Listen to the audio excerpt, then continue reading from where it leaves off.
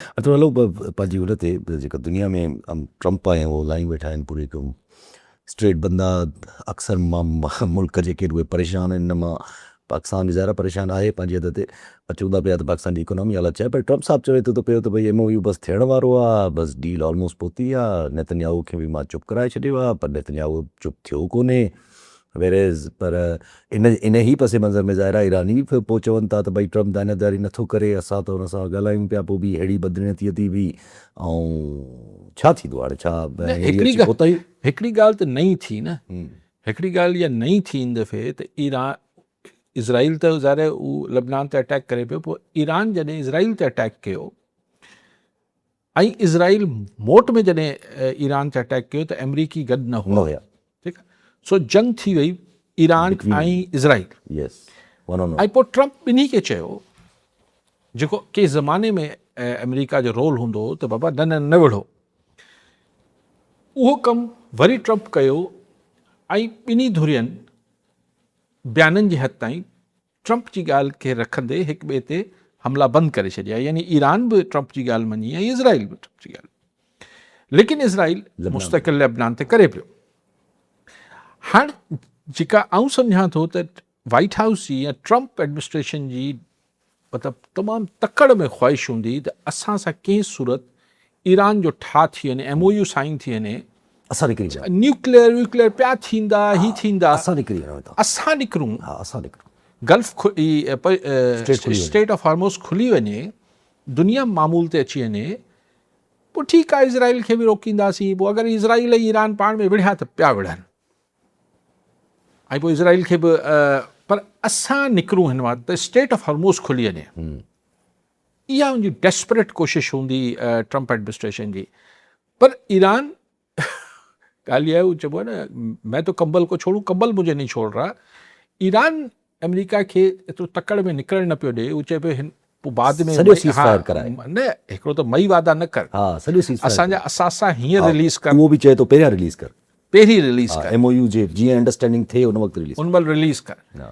ऐं लेबनान हाणे लेबनान वारी ॻाल्हि शायदि ईरान जी अमेरिका इज़राइल खां न पियो मंझराए सघे उते बेवस थियो आहे इज़राइल अमेरिका या Trump what ever U call it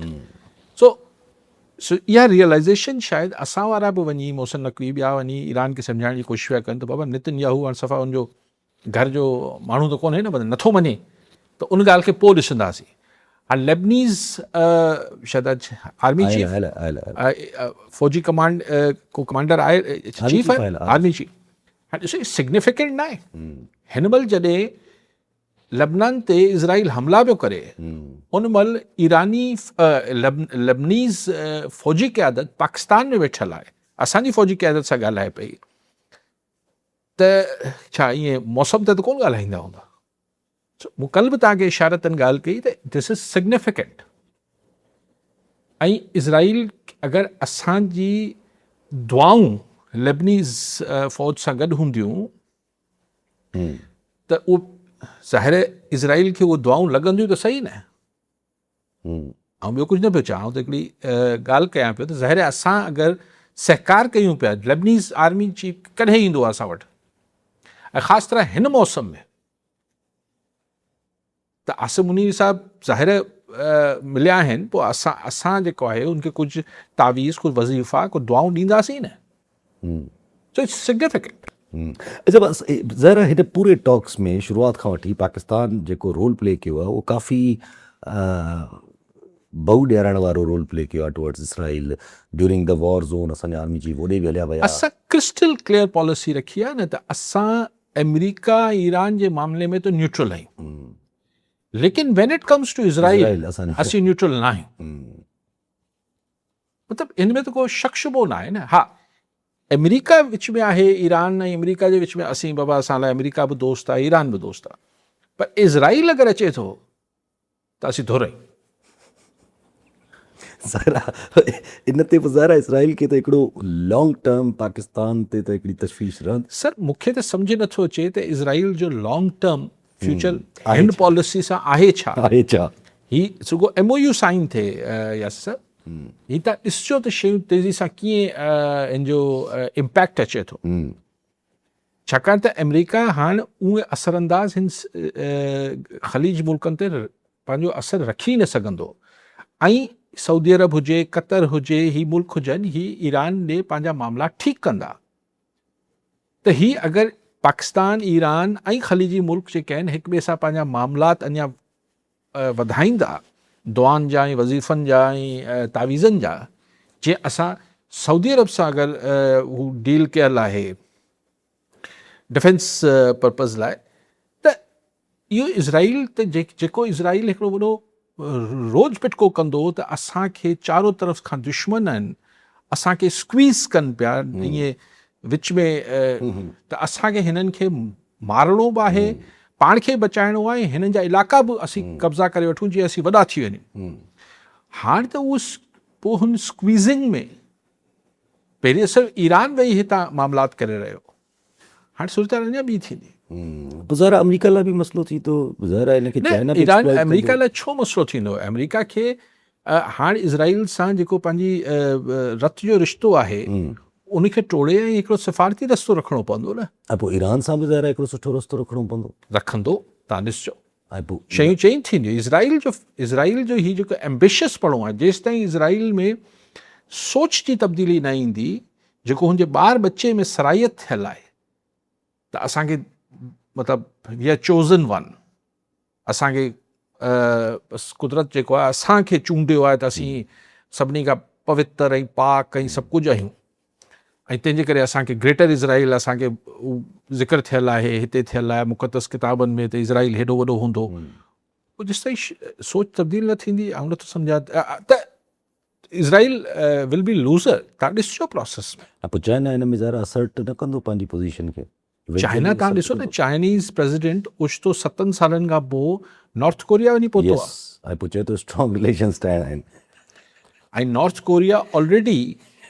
हुन सां वेझड़ाइप रखे थो रशिया सां तमामु घणी यस तमामु घणी ऐं चाइना जो त पुराणी स्ट्रेटेजिक पार्टनर आहे ऐं त हुनजो सबबु ज़ाहिर नॉर्थ कोरिया जे ज़रिए हू जापान खे बि बाणपे में रखे थो साउथ कोरिया ते फ्लीट जेका वेठी त आहे साउथ कोरिया में अमेरिकन फ्लीट वेठी आहे उनखे बि हुन में रखे थो ऐं अगरि सुभाणे हीउ ॾिसो न अहिड़ा मुल्क त वॾनि माण्हुनि खे ईअं माण्हू त खपंदा आहिनि जाठा क़िस्म जा सो चाइना के रशिया के नॉर्थ कोरिया त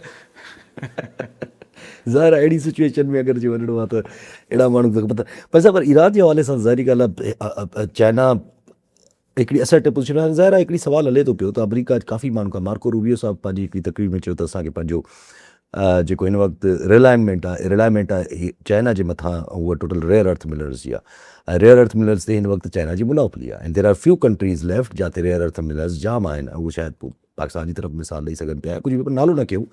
पर माण्हू अक्सर हुनखे चवनि था त इहो पाकिस्तान जी तरफ़ हुयो त पर पोइ हाणे ऐं चई हुन इहा बि ॻाल्हि कई त उते अमेरिका इंट्रस्टेड बि आहे ऐं उते असांखे ख़बर आहे त चाइना बि पंहिंजी मुनाफ़ली क़ाइमु करण जी कोशिशि कंदो त हाणे इन सिचुएशन में अगरि रखिजे त ज़ाहिर रेयर अर्थ मिनरल्स वारी कहानी आहे त उन में त पाकिस्तान बिटवीन अमेरिका ऐं चाइना हिकिड़ो बैटल ग्राउंड हुते हल असां वटि को ईअं दरियाफ़्त थियल रेयर मिनरल्स जी को एॾो वॾो असां जीअं ग्रीनलैंड में बि चवनि था त उनखे इहा ई नज़र हुई त सॼी दुनिया में रेयर मिनरल्स आहिनि पर वॾी तादाद में ज़ाहिर आहे हू चाइना हुनखे दरियाफ़्त कया आहिनि दुनिया जो नक्शो त यासिर साहिबु चेंज थियणो आहे न रीस्ट्रक्चरिंग न्यू वर्ल्ड ऑर्डर ठाहिणो आहे ऐं उन में न ही ख़तो सेम रहंदो न इज़राइल सेम रहंदो न अमेरिकन इन्फ्लुएंस सेम रहंदो न ही चाइना जो इन्फ्लुएंस सेम रहंदो सॼी दुनिया जो न्यू वर्ल्ड ऑर्डर त ठहंदो न उन में मां चयो जेको मिनरल्स जे हवाले सां को पाकिस्तान में का अमेरिका ऐं चाइना जो को